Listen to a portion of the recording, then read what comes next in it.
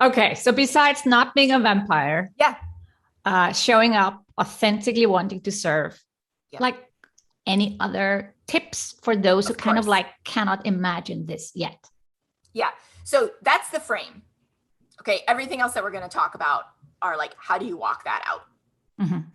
So it begins with choosing people to validate, to pitch, to check out, to lightly internet stalk that you would actually want to be friends with, Mm-hmm. right? Because you're going to put some effort into personalizing this, researching them.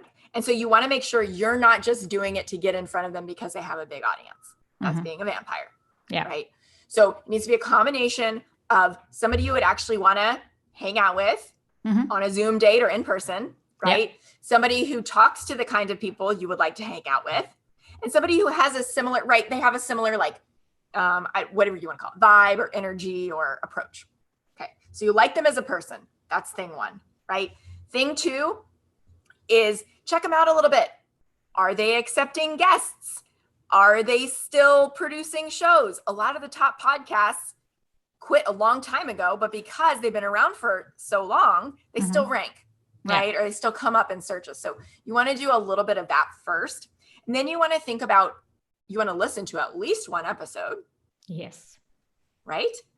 Double validate that whole idea of the vibe check, and find some things that you have in common. Okay. This person is out there on the internet and they have episodes and they probably have a website and a description and all of that stuff. It's easy to match make.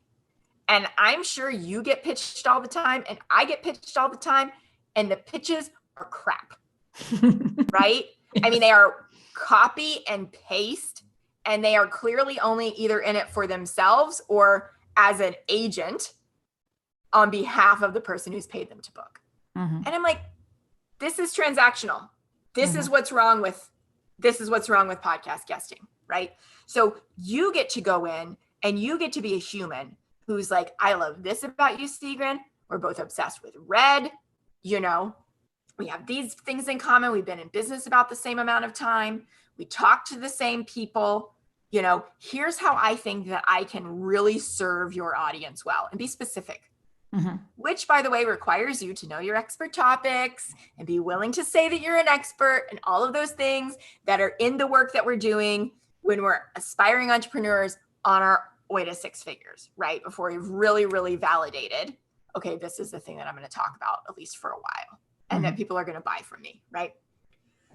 So that's the pitch. Is like, you show up different than the other 400 pitches that Sigrun gets a month, right? Yeah. You rise to the top. Mm-hmm. Do you find that that's true, that most of the pitches that you get are like copy and paste? Absolutely. They sometimes have dear and there's some other name on it. Oh my gosh. My favorite one was a publicist who had the big signature, I'm a publicist, whatever. And it said, I especially enjoyed, and the letter X, episode. They forgot to fill it out. Yeah. And I was like, oh no, this client, whatever you paid your publicist was too much, because that's like, you can't go, just don't even put that sentence in there if you're, you know what I mean? Like, talk about a rush job. Yeah. So, and delete. So this is such an easy way to stand out. And it's just like when I was a professor, I would tell my students, if you upload your same resume to every job that's looking, you're going to appear like everybody else who's applying. You're average. Not that any of us here ever want to have to use a resume ever again, right? No.